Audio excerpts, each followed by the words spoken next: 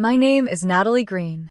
I'm 29 and 3 days after my MBA graduation. I learned my grandfather had left me a $1 million estate. I should have been celebrating, but all I could think about was how quickly my family would try to claim it if they found out. They had spent my whole life favoring my younger sister, leaving me to fend for myself, and I knew exactly how this story would go if I stayed unprepared. So I made a choice they could never undo. I moved every dollar, every deed, every record into a trust under a name they didn't know, locked away 3 hours north in a place they would never think to look. I told no one. But secrets have a way of making noise, and soon the knocks came at my door, first with fake papers, then with lawyers, then with whispers meant to ruin me in my own town. They turned neighbors into enemies, called my boss with lies, and dragged my name into rooms I had never walked into. I had the evidence to destroy their schemes, but using it meant exposing just how far I'd gone to protect what was mine. What would you do if the people you share blood with decided they were entitled to everything you've built, and how far would you go to make sure they never touch it? Stay with me, because this fight was only getting started. It all began on a sunny June afternoon, the day I walked across that stage. I can still feel the warmth on my face and the heavy gown swaying around my ankles, the cheers of strangers filling the air. Somewhere in that blur of celebration, my phone buzzed with a name I recognized instantly: Samuel Pierce, my grandfather's attorney.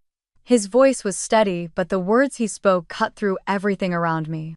The estate had been processed. Everything was mine. $1 million, the Harborview House's investments. I stood apart from the crowd, the sound of my classmates fading, and felt the weight of it settle in my chest. Not because of the number, but because of what it meant. I could see him again in my mind, standing on the porch with the wind off the Pacific pulling at his coat, his hands worn from years at sea. He used to tell me, you have to know what's worth keeping and how to protect it. No one else will do it for you. At 16, I didn't understand, but I do now. The drive back to my apartment in Seattle was short, but my thoughts ran miles ahead, revisiting all the moments that taught me exactly how my family worked. Sophie's first car bought without question, the whimsical trip to New York funded without a blink, the Portland condo gifted under the guise of an investment. I had been told over and over that she had potential to be helped while I was capable of managing on my own. I know now that meant she deserved more, and I would be fine with less. I pulled into the underground garage of my building, parked, and sat there with the engine off, hands still on the steering wheel. The image of the Harborview House rose in my mind, its weathered red siding and wide porch facing the ocean. That house wasn't just property. It was summer mornings with the smell of my grandmother's coffee drifting through the kitchen. It was the creak of the wooden stairs at night, the sound of rain on the metal roof. It was where my grandfather taught me how to steer his boat through the harbor channel and how to tie a bowline knot with my eyes closed. And now it was mine. Legally. Entirely. For as long as I could keep it safe. Upstairs in my apartment, I took off the gown and draped it over a chair. The diploma went on the kitchen table, still in its leather case.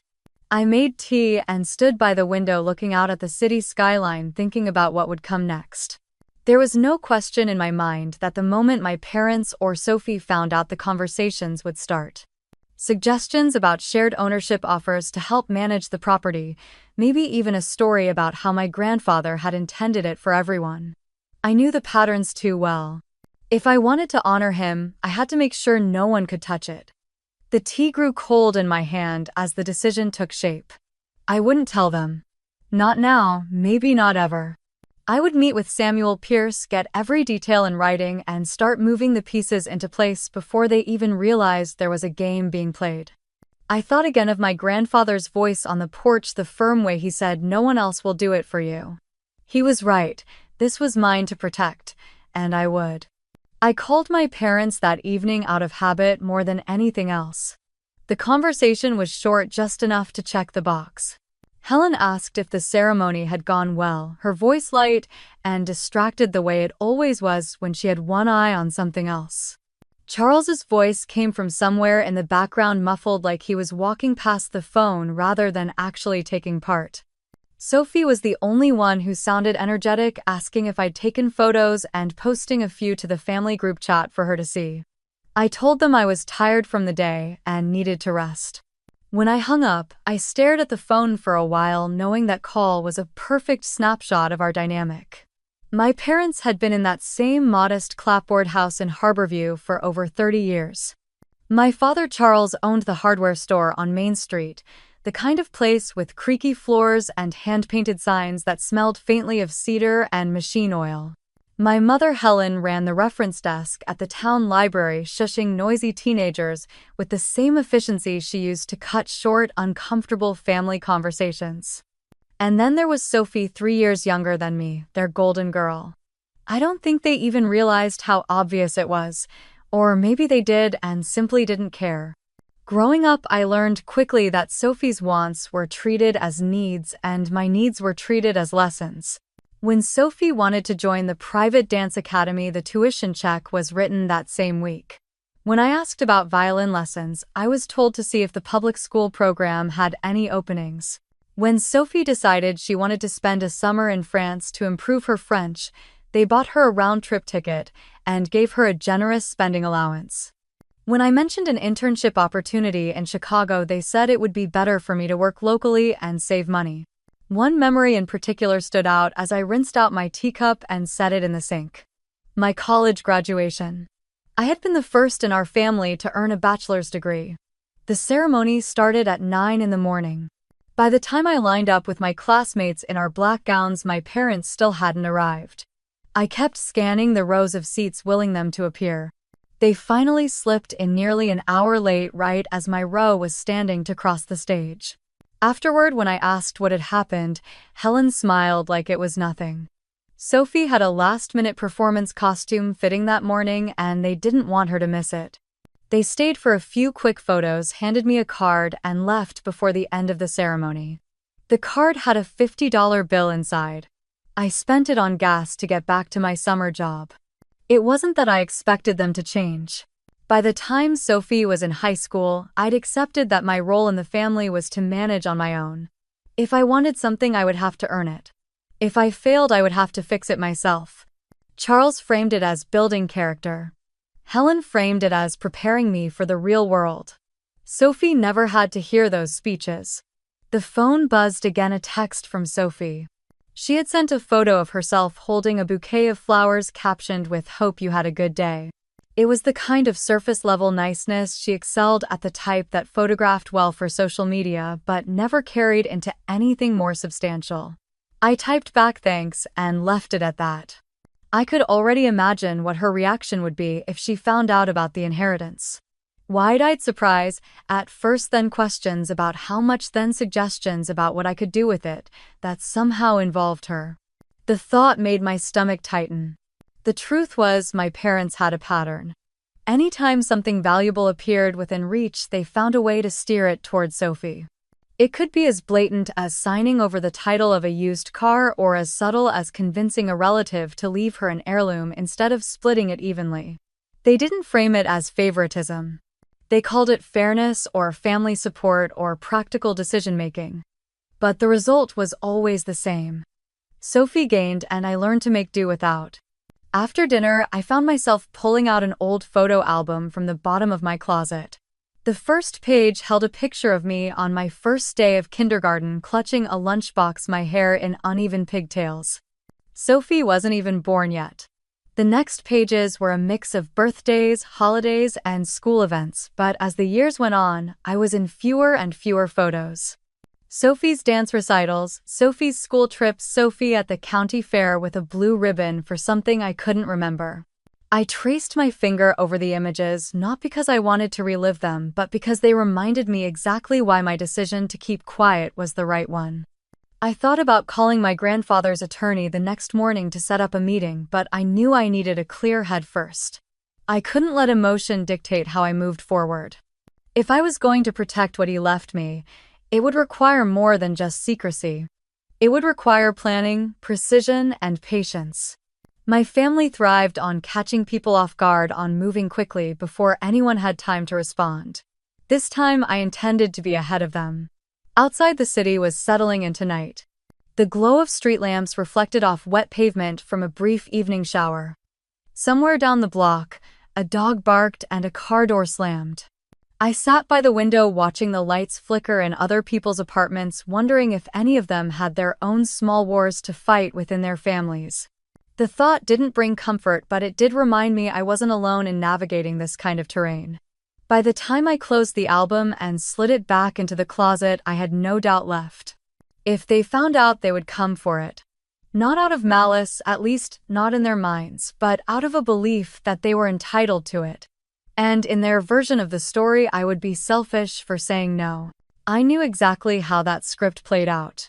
I had lived it too many times before. This time I would rewrite it.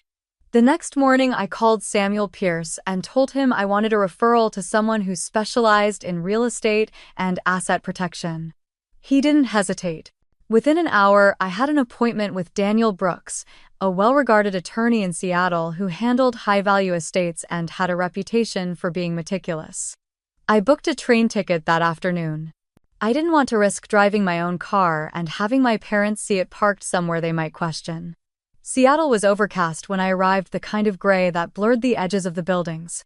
Daniel's office was in a renovated brick building near Pioneer Square. Inside, the air smelled faintly of leather and old books, the walls lined with framed certificates and photographs of sailboats. He shook my hand firmly and gestured for me to sit at a polished mahogany table that looked like it could outlive both of us. I laid it out for him plainly. I told him about my grandfather's estate, the approximate value, my strained relationship with my family, and my concern that they would try to claim some part of it if they knew it existed. Daniel listened without interrupting, his expression calm but focused, jotting a few notes on a legal pad. When I finished, he leaned back in his chair and folded his hands. "You're right to act quickly," he said. "Inheritances that are poorly protected can be vulnerable to claims even from family. What I recommend is creating an irrevocable trust which will own the assets, not you personally. Once the assets are in the trust, they can't be seized, reassigned, or altered without the trustee's approval, and we can appoint a corporate trustee to avoid personal conflicts." He outlined the plan step by step. First, we would set up a limited liability company based in Seattle with the trust as its sole owner. The LLC would hold the deed to my grandfather's house, any land and physical assets. Second, we would transfer all investment accounts into the name of the trust, moving them to a bank outside Washington state for an extra layer of separation.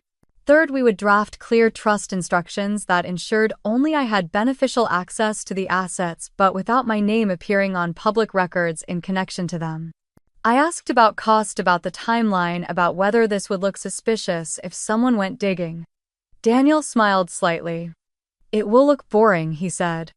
"That's the goal. A small LLC owning property is not unusual. A trust holding investments is not unusual. And we'll keep all physical documentation locked in my office's secure vault. No one will connect this to you without a court order, and even then they'd need a very good reason." The trust paperwork was dense, filled with legal language that made my head ache, but Daniel walked me through each section until I understood.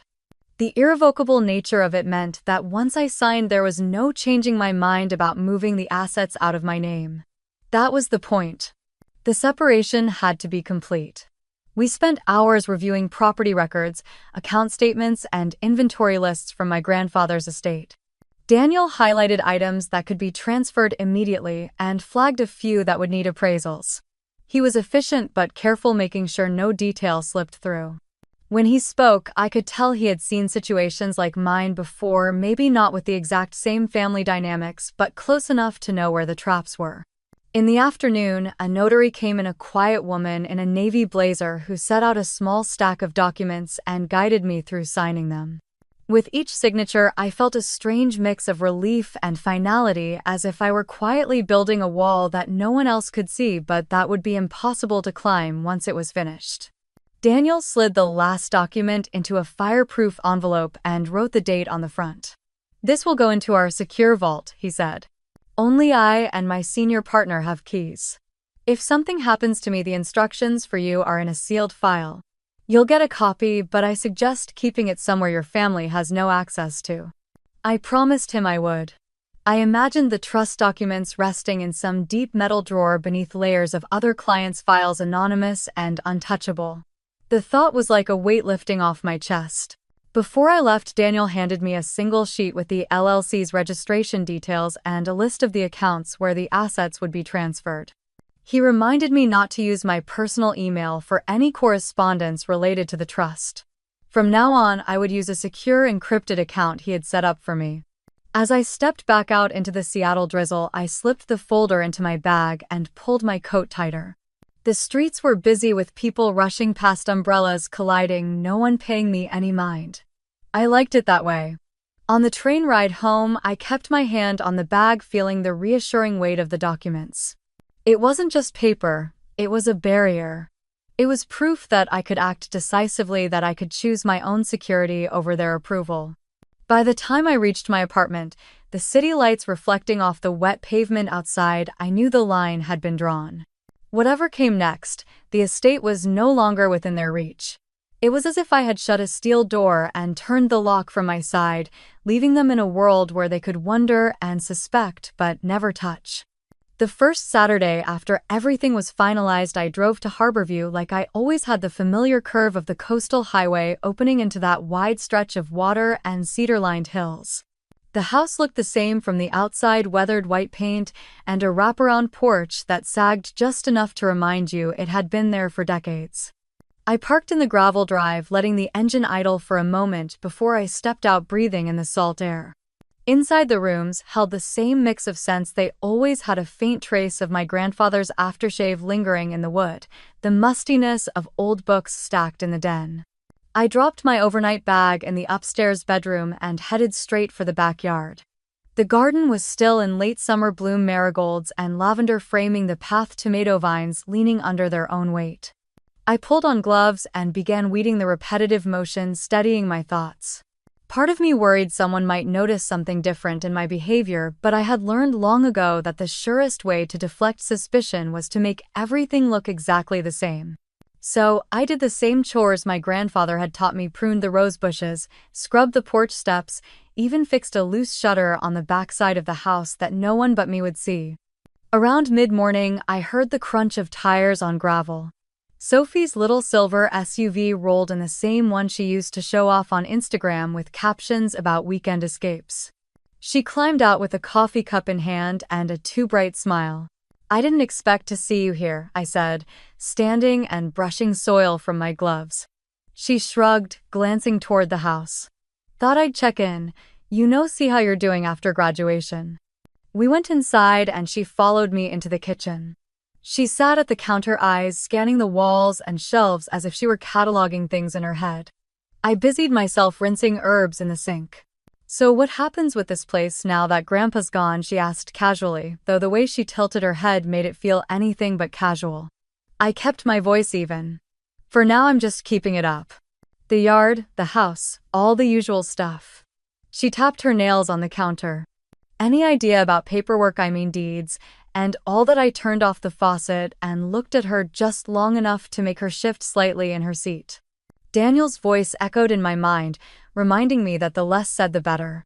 "I'm handling it," I said simply, and then I asked about her new job at the boutique, steering the conversation somewhere safer. Sophie stayed for an hour, sipping her coffee and making small talk, but every few minutes her gaze wandered, landing on the desk in the den, the locked cabinet in the hall, the framed photos in the living room. By the time she left, I could feel the prickle of unease along my spine. She was fishing. The following weekends played out much the same. I would arrive early, mow the lawn, touch up peeling paint on the porch rail, sweep the walkway. Some weekends Sophie would drop by with an excuse, bringing muffins or a bag of fresh fruit, always with that undercurrent of curiosity. Once she asked if I needed help cleaning out the upstairs office. Another time she mentioned she had a friend who could give me a good price if I ever thought of selling. Each time I smiled and gave her nothing. If anything, I made a point of acting distracted, letting her believe the house and I were just drifting along together unchanged.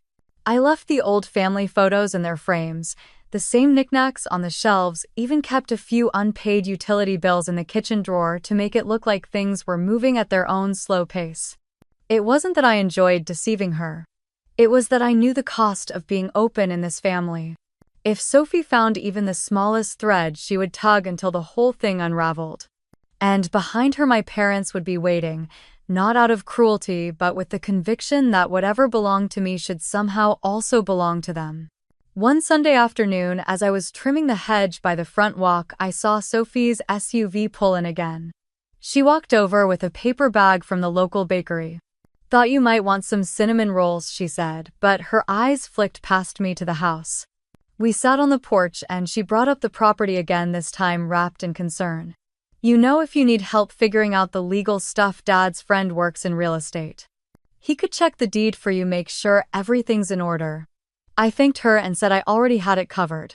Her smile tightened, and for a moment I thought she might press the point, but she just nodded and took another bite of her pastry.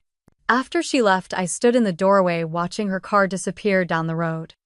The garden hummed with bees, the sun low enough to cast long shadows across the yard. I knew without a doubt she was looking for something, some hint that the place was vulnerable.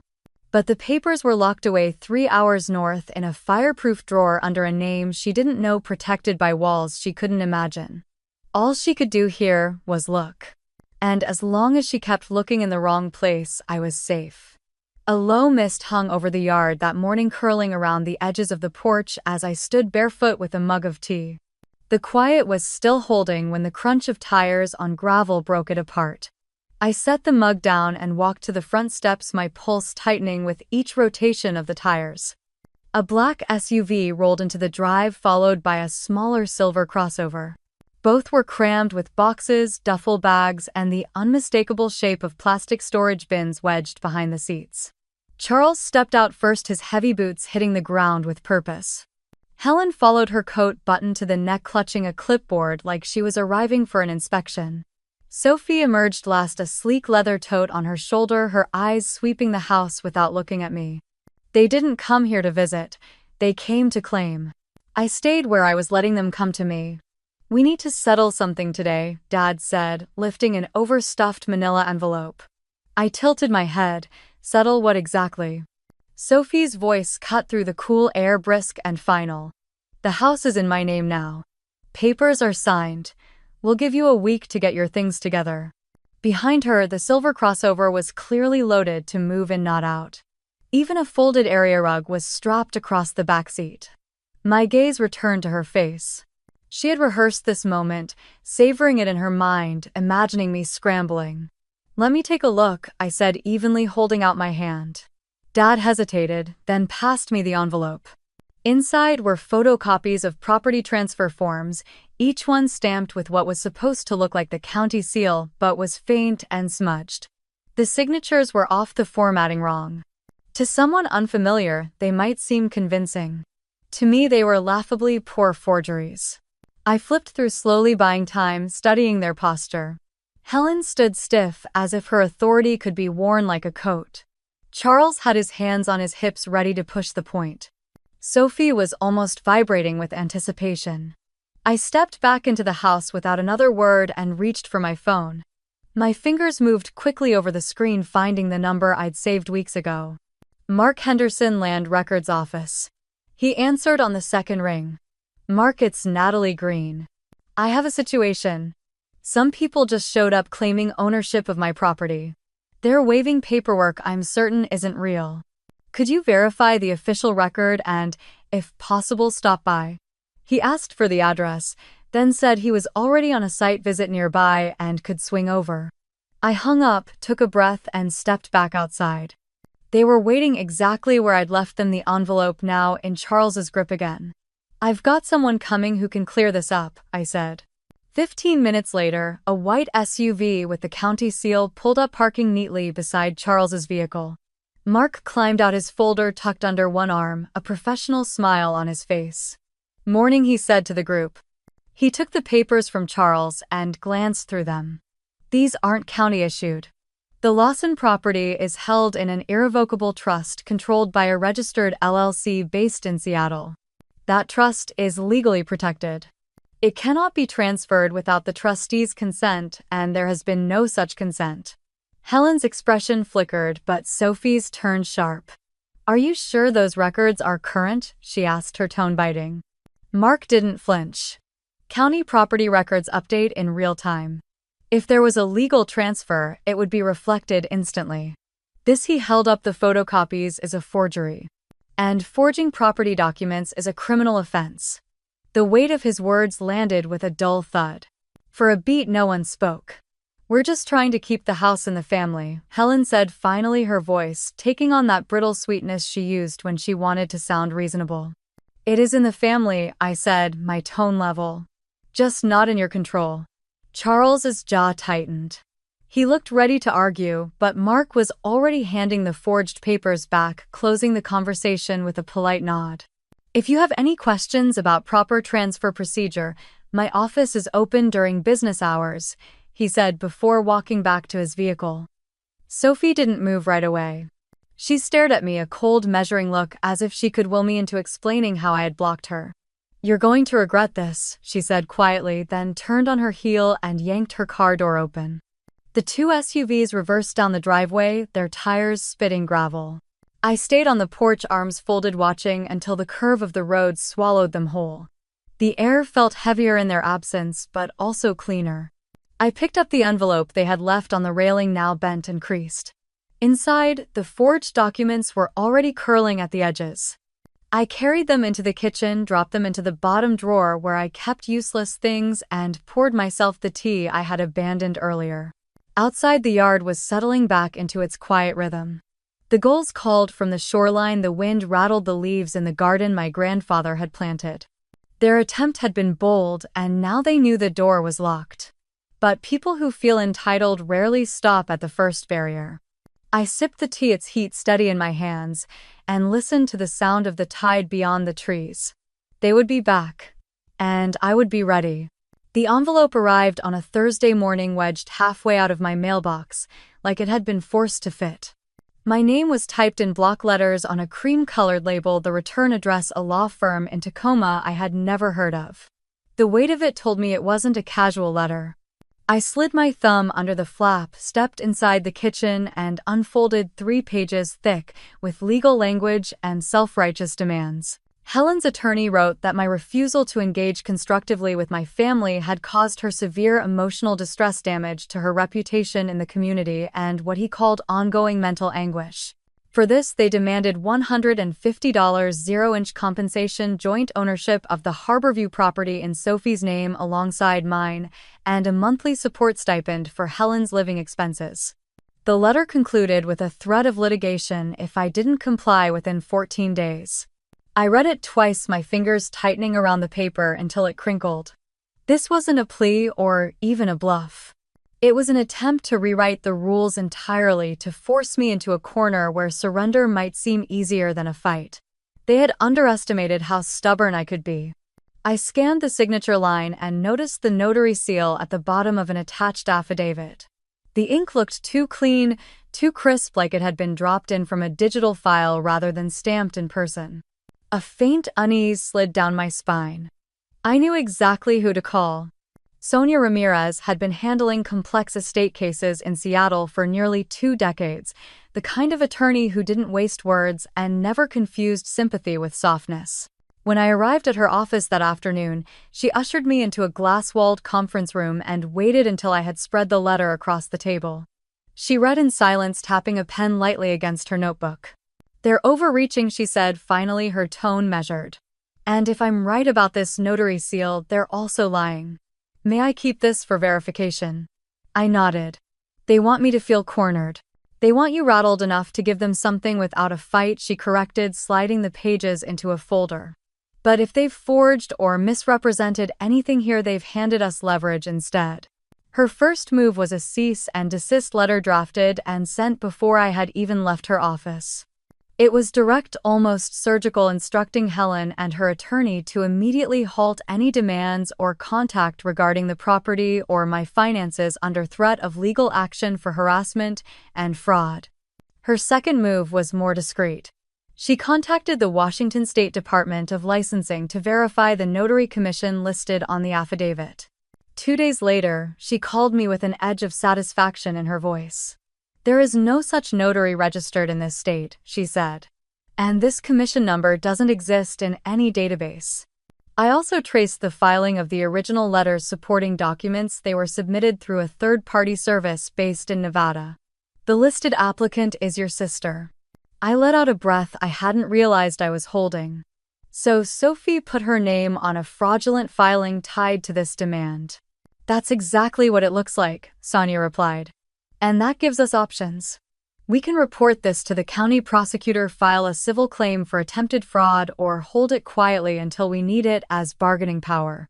Sometimes it's better to let them walk deeper into the trap. The thought of Sophie sitting in front of her laptop filling out false forms and thinking she had outsmarted me was almost surreal.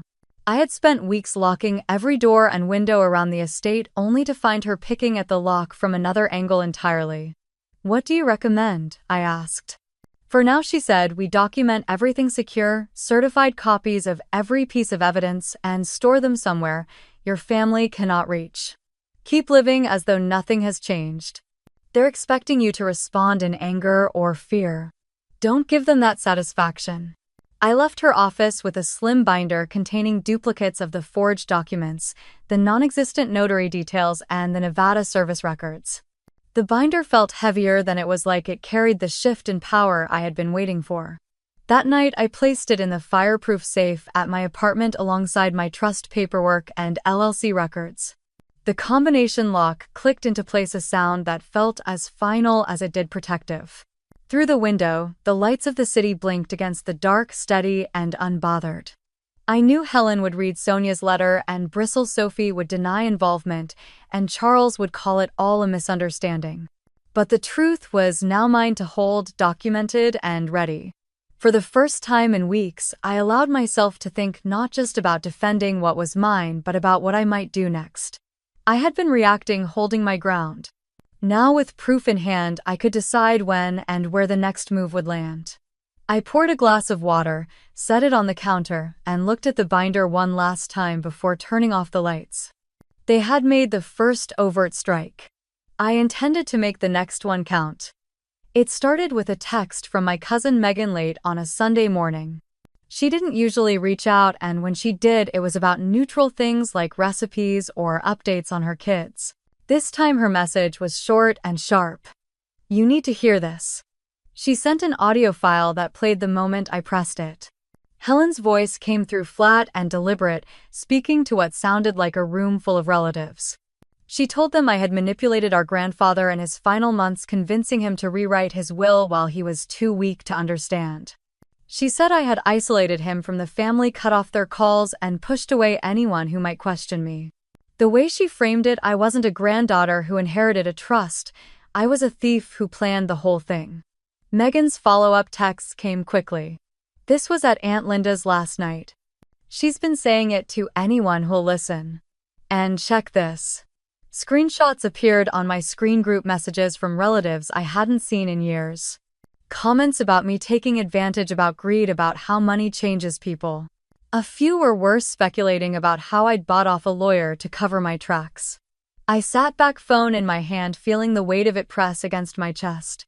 This wasn't just a family argument anymore.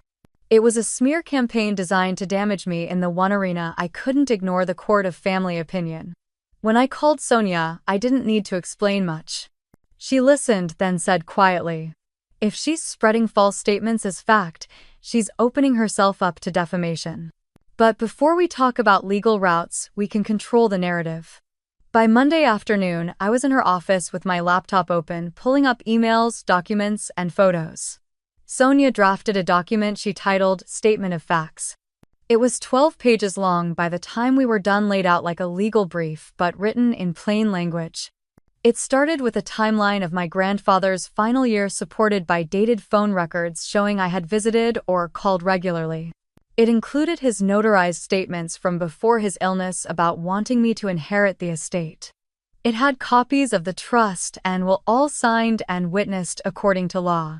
We attached scanned letters from his doctors confirming he had been mentally sound when the documents were executed. We even included photos from family gatherings in those months showing him smiling and engaged. Every single piece of it was sourced and verifiable. You don't have to be defensive, Sonia said as she flipped through the finished packet. You just present the facts the same way you would in a courtroom. Let them decide which version they believe, but make it impossible for the truth to be ignored. That night, I sent the statement of facts to every relative in my contact list. I wrote a short note explaining that recent rumors had been brought to my attention and that the attached document contained the complete factual account of my grandfather's estate and my role in it. I didn't mention Helen by name. I didn't need to. The responses began trickling in the next day. Aunt Linda wrote back a single line, "I didn't know all of this."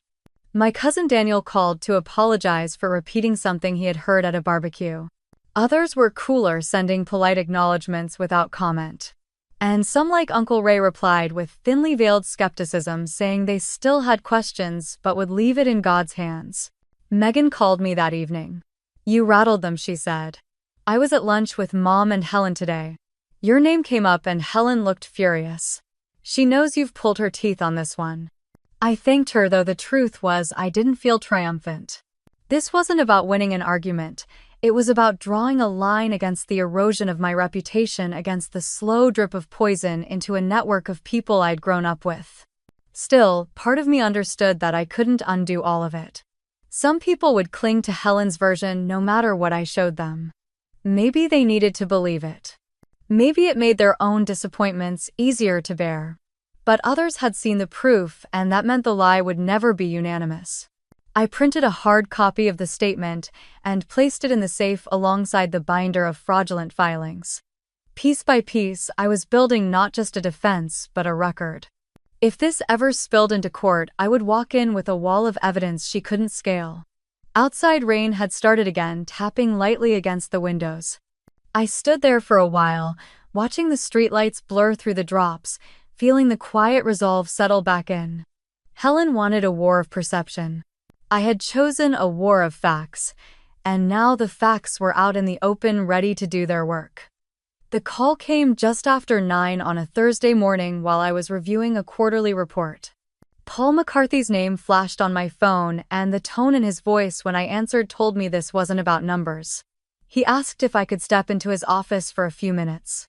I walked down the hallway, the familiar hum of printers and muted conversations in the background.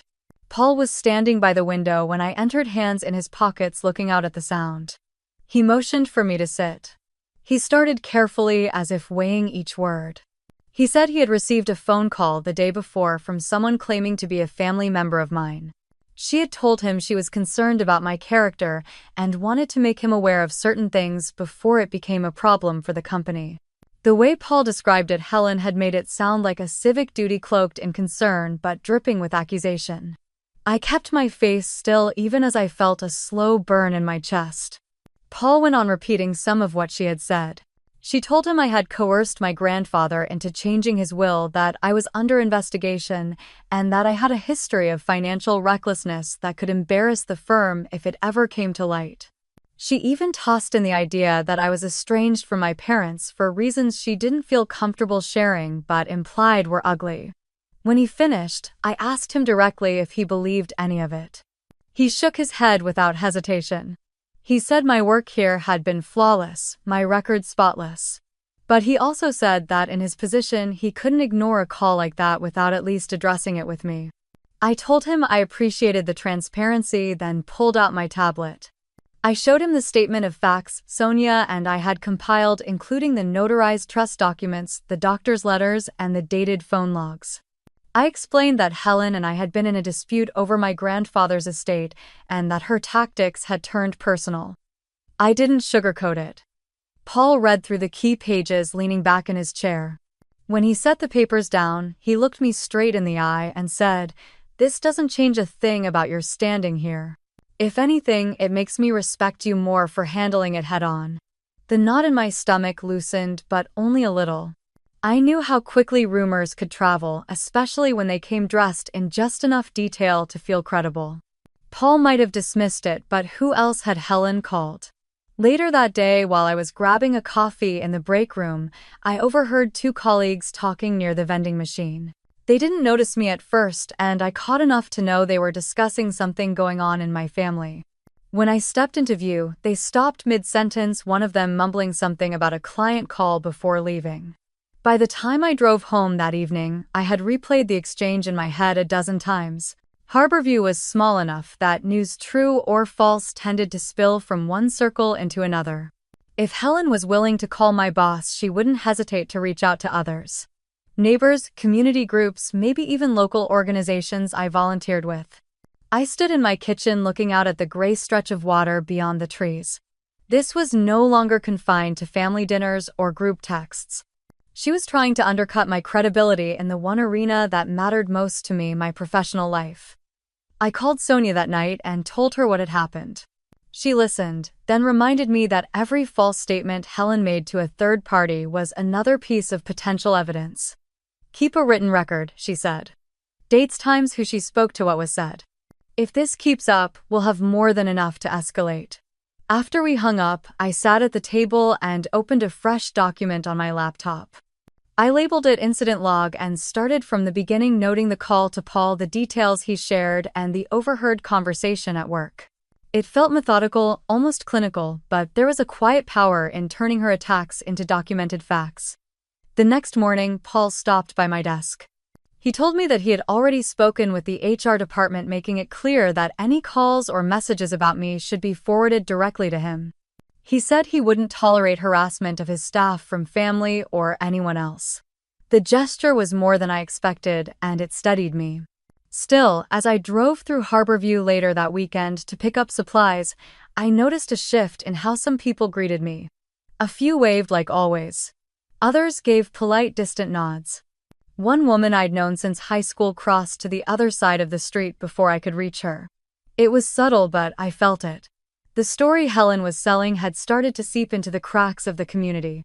It was no longer just about legal rights to an estate. It was about identity, about whether I was seen as trustworthy or suspect in the eyes of people who thought they knew me. I carried my bags inside, set them down on the counter, and took a long breath. The house felt steady around me, its quiet holding firm against the storm outside. Helen's move at work had failed, but the ripples were spreading. The next wave wouldn't just test my patience. It would test my footing in the place I had always called home. It started with glances in the grocery store aisle, the kind that lasted a beat too long before someone turned away. Then came the subtle shifts in conversation at the Harborview Cafe, where certain tables went quiet when I walked in, and others suddenly made room for me to sit. By the end of the week, it was obvious. The town had split. One afternoon, I was trimming back the rose bushes by the front walk when Edith Collins pulled her car into my driveway. She had been my neighbor since I first moved here, the kind of person who always brought over a pie at Thanksgiving without asking if you wanted one. She stepped out with a manila envelope tucked under her arm, looking over her shoulder before she came up the path. I offered her a glass of iced tea inside, but she shook her head and stayed by the door. She told me in a low voice that Helen had been making the rounds in town. Not just casual conversations, but actual visits to people's homes, talking about restoring fairness and doing what's right for the family. The pitch, according to Edith, ended with Helen handing over a petition for people to sign. My chest tightened. I asked what the petition said. Edith slipped the envelope into my hands. Inside was a single-page letter on plain white paper addressed to the residents of Harborview. It claimed that I had wrongfully taken sole possession of the Lawson estate and called for community support in demanding that I share a fair portion with my sister. At the bottom were more than 30 names and signatures. I scanned them quickly, recognizing neighbors, acquaintances, and even the owner of the hardware store. My eyes caught on one name in particular. It belonged to a woman I had spoken with just the day before, someone who had expressed nothing but support for me. I called Edith over to look. She leaned and pointed at the signature and said she was certain it was a fake. The handwriting didn't match, and the woman in question had told Edith she had refused to sign anything. Edith then confessed that she hadn't signed either, though her name appeared halfway down the page. The air seemed heavier as I set the paper on the counter. Forging signatures turned the situation from a smear campaign into something that could carry legal consequences. I asked Edith if she would be willing to make a statement about what she had told me. She didn't hesitate, only nodding and saying she would back me up however she could. After she left, I sat at the kitchen table staring at the petition. The names felt like a map of the divide running through Harborview. Some were people I knew would stand against me no matter what. Others were question marks, now their loyalty suddenly uncertain. And then there were the forgeries, proof that Helen was willing to cross into criminal territory to sway public opinion. I scanned the document into my laptop and sent the file to Sonia with a short note. We have signatures that appear to be forged, two confirmed by the individuals themselves. Need to discuss next steps. Within an hour, Sonia called me back. Her voice was calm, but I could hear the edge of focus in it. She said this was no longer just about defending my rights to the estate. If the signatures were falsified, that was fraud, plain and simple. Depending on how the petition was used, it could even rise to the level of attempted coercion. That night, I made a list of every name on the petition and began calling the ones I trusted most. Some were genuinely surprised to hear their names were listed. A few admitted they had signed after hearing Helen's version of events but were open to learning the truth. Others hung up quickly, their minds clearly made up. By the end of the calls, I had confirmed 4 more forged signatures. I wrote down every detail of each conversation, noting times and exact words. The pattern was undeniable. Helen wasn't just building a coalition of support, she was manufacturing it using fabricated consent to pressure me in front of the entire town. The next day, I met Edith at the cafe. She handed me a second envelope, this one holding a copy of a letter Helen had sent to the local paper. It hadn't been published yet, but the editor, an old friend of Edith's, thought I should see it. In it, Helen described the fracturing of family values in Harborview and framed herself as someone fighting for justice for her sister. The language was polished, almost political, but the undertone was clear.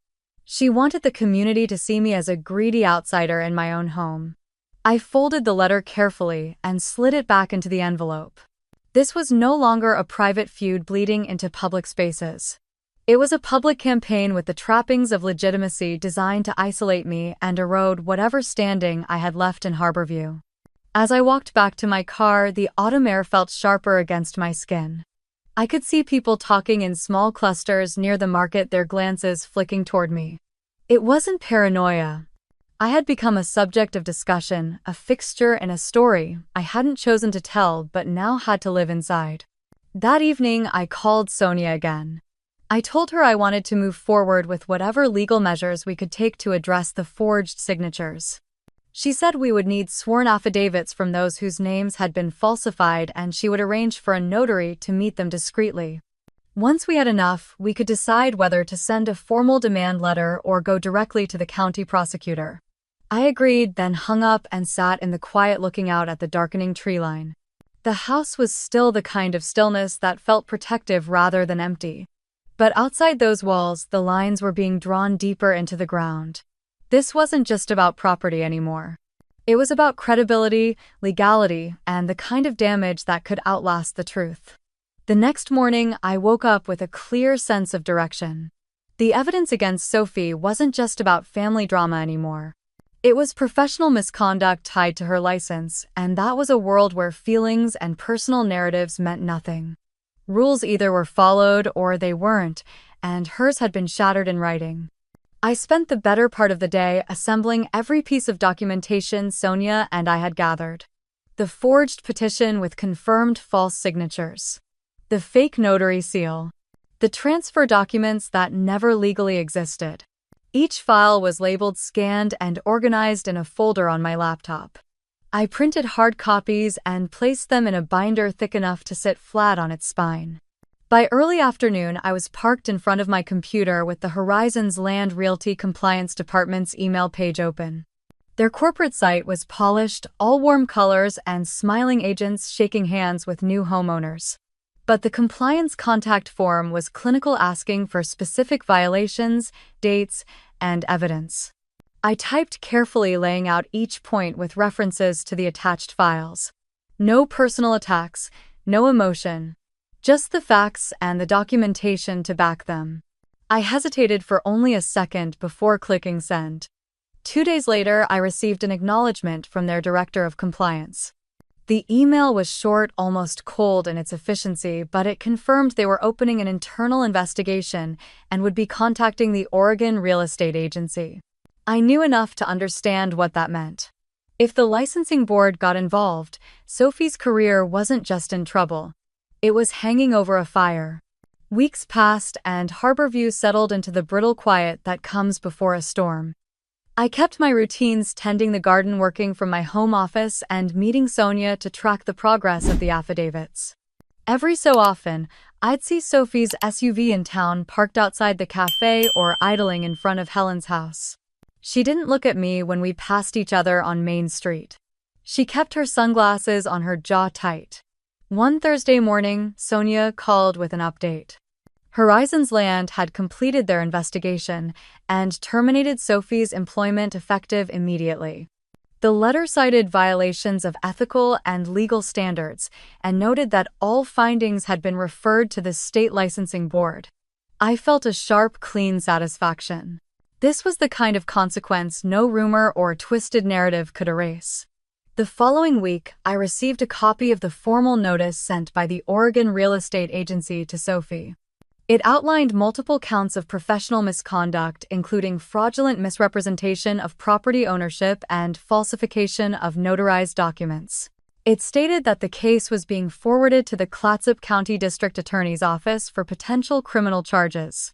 It wasn't until a Saturday afternoon while I was pruning the hydrangeas that the impact of it all came into sharp relief. A white sedan with county plates pulled into Helen's driveway across the street. Two plainclothes investigators stepped out, each carrying a folder. They knocked on her door, and though I couldn't hear the conversation, I could see Helen's expression change from confusion to something tight and defensive. Sophie appeared a few moments later, her hair pulled into a messy bun, eyes flicking toward my yard for the briefest second. One of the investigators handed her an envelope. She glanced at it, then back up at him, saying something short and clipped. He didn't answer. They turned and walked back to the car. The sedan pulled away slowly, leaving Sophie standing on the porch with the envelope in her hand. Helen came out to join her, but Sophie shook her head and stepped back inside, shutting the door firmly behind her. Later, Edith called to tell me that the envelope had been a formal notice of indictment. Fraudulent property transfer. Forgery of legal documents. 2 felony counts with an arraignment date set for the following month. That night, I sat at my kitchen table with a cup of coffee growing cold beside me. The satisfaction was there, but it was tempered by a deep awareness of the weight this would carry. Criminal charges meant courtrooms, sworn testimony, and the possibility of prison. It also meant the family could no longer spin this as a misunderstanding or a personal dispute. The state had taken hold of the story now. I thought about the quiet arrogance Sophie had worn the day she stood in my driveway with a stack of false papers, certain she could force me out of my own home. I thought about the slow, deliberate work it had taken to get here, each step measured, documented, and lined up so that when the push came, it couldn't be undone. Outside, the wind shifted, carrying the briny scent of the bay through the open window. I leaned back in my chair, listening to the creak of the old house settling around me. The game had changed. Whatever moves they made next would be in response, not attack. And for the first time in months, I felt the ground beneath me hold steady. It was 3 days later when the call came. Helen's number flashed on my phone, and for a moment I considered letting it ring out. But something told me this wasn't another ambush or accusation. I answered, my voice steady. She didn't waste time with small talk. Charles and she wanted to meet, she said. Not to argue, she added quickly, just to see if we can find a way to end all this. The words were clipped, but the edge I'd grown used to was missing. We met the next afternoon at the Harborview Cafe, the same place we had celebrated my college graduation years ago. The irony wasn't lost on me. They were already sitting when I arrived. Charles leaning forward with his hands clasped, Helen stirring her tea without looking up. Charles started. He spoke about how the situation had gotten out of hand, how the legal mess would look bad for everyone, and how perhaps we could make it all go away if we agreed to certain terms. Helen chimed in, suggesting that if I withdrew the complaints and stopped pressing the charges, we could keep things within the family. She framed it as an olive branch, but her tone carried the weight of an unspoken plea. I listened without interrupting, letting them lay out their version of a compromise. It came down to this: Sophie's career was gone and the criminal case was moving forward. They wanted me to help make it stop. In exchange, they'd agree to some form of shared arrangement over the estate. When they finally paused, I set my cup down and met their eyes in turn. I told them there was nothing to negotiate. The estate was no longer in any form they could access. It was protected by legal structures they couldn't dismantle, and even if they tried, it was no longer under my direct ownership. I explained that the assets had been moved months ago, placed in entities and accounts beyond their reach. There was no scenario where they could touch it now, even if I wanted them to. Helen's hand froze over her tea. Charles leaned back, his jaw tightening. For a moment, no one spoke. The clinking of cutlery from nearby tables felt almost intrusive in the stillness between us. Helen recovered first, her voice low but sharp. "You're really going to do this to your own family?" I didn't flinch. I reminded her of the months of forged papers, false signatures, and public lies. Of the driveway confrontation with Sophie, the smear campaigns, the harassment at my job. I told her that protecting what was entrusted to me wasn't an attack, it was a boundary they had refused to respect. Charles's eyes dropped to the table. When he spoke, his tone was flat. "Then there's nothing left to talk about." I nodded, stood, and left enough cash to cover my tea. Neither of them looked up as I walked away. That evening, the quiet in the house felt different. Not the tense stillness of waiting for the next blow, but the cold absence that follows when something finally breaks. The phone stayed silent. No emails. No unexpected knocks at the door. In the days that followed, I saw them in town only once. It was outside the post office. Helen was coming out as I was going in, and our eyes met for the briefest second. There was no glare, no smirk, just a blankness that was somehow heavier than hostility. Charles stood beside her, holding the door, his gaze fixed somewhere past me. Word traveled fast in Harborview. Edith mentioned that the family dinners at Helen's had grown smaller.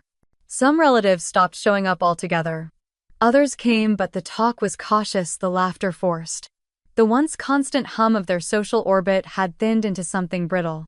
At home, I found myself tending to small repairs I had been putting off. Tightening a loose hinge, repainting the porch railing. The work was steady grounding. I no longer felt the need to glance over my shoulder every time a car slowed on the street. But beneath the quiet was an understanding I couldn't shake. The battle over the estate was over in every practical sense, but the damage it had done to the family would not heal. The warmth that had once been there, however fragile, had been replaced by a permanent frost. One afternoon, as I stacked split logs by the shed, a gust of wind carried the sound of gulls from the bay.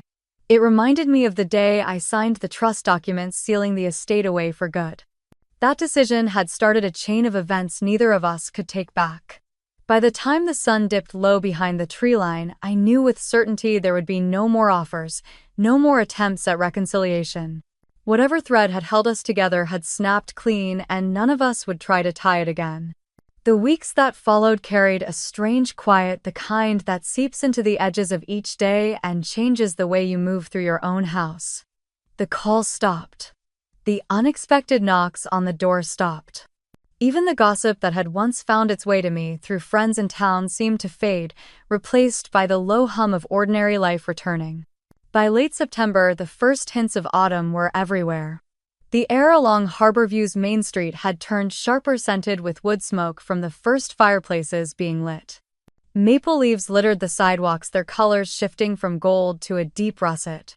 I found myself lingering in town after errands, not because I was avoiding home, but because I no longer felt the need to rush back and guard it. The estate was beyond reach now, both physically and legally, and for the first time in months I could walk through the day without bracing for impact. One Friday afternoon, I packed a bag and drove toward the coast.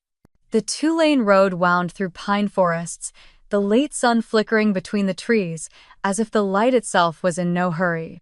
When the ocean came into view, it was as if I had crossed into another rhythm entirely. The beach house stood just as it always had, sturdy and weathered, with the scent of salt and cedar in the air. I let myself in and opened the windows to let the sea breeze move through. It carried the familiar briny tang that always made me think of my grandfather. I could almost picture him at the kitchen table shuffling a worn deck of cards or out in the yard trimming back the hedges with his old shears. I built a small fire in the hearth, the kind that doesn't roar but settles into a steady crackle. With a mug of tea in hand, I stepped out onto the back deck. The horizon was painted in bands of orange and rose, the waves rolling in with a rhythm older than anything we could fight over. Standing there, I thought about that last summer we spent here together. His voice had been softer by then, but the conviction in his words was unshaken. He had told me that what you value most will always draw eyes, and that sometimes the smartest thing you can do is make sure no one knows how close they are to it. At the time, I didn't understand the depth of what he meant. Now I did. Inside, I walked the room, slowly running my hand along the smooth wood of the banister, the edge of the kitchen counter, the frames of photographs that lined the hallway. There was one of him holding a fishing rod, another of me at 6 years old holding a seashell as if it were treasure. They weren't just pictures. They were proof of something unshakable, something worth defending beyond its market value. The legal documents that secured all of this were nowhere near here. They were locked away 3 hours north, in a fireproof drawer under a trust name. No one outside a select circle could connect to me. I had placed them there deliberately, building layers of protection that were invisible to anyone who might try to take them. That decision had been my final quiet move, the one that made every other attack meaningless. As darkness settled in, I lit a single lamp in the living room and sat with the quiet. It was not the tense, watchful silence I had lived in before, but a calm that came from knowing there was nothing left for them to reach. The disputes, the letters, the false claims, none of it had power anymore. In the morning, the sun broke across the water in a spill of gold. I took my coffee outside, the mug warm in my hands against the cool air. A pair of gulls circled overhead, their calls sharp against the sound of the surf. I thought of the months behind me, of how close I had come to losing not just the property but the peace it represented. Now both were intact. The trust remained untouched. The land, the house, the history bound to it, all of it was safe. I had kept my grandfather's promise to himself and to me that his legacy would stay whole no matter who tried to break it. I stood there for a long time, letting the wind thread through my hair, the waves filling the spaces where words would have been. There was no satisfaction in their loss, only in the preservation of what mattered most to me. Some people might have sought a final confrontation, a chance to lay out every wrong. I found more strength in knowing that I didn't need to. As the tide began to rise, I closed my eyes for a moment and listened. Somewhere inland, they might still be wondering. They might still be talking. They might even still be hoping for a way back into what they had tried so hard to take. But they would never find it. And they would never know where it truly was. Thank you for staying with me through this story. I would love to hear your thoughts and your own experiences about protecting what matters most, whether it is a place, a memory, or a hard-earned peace. Share your story in the comments so we can keep this conversation going.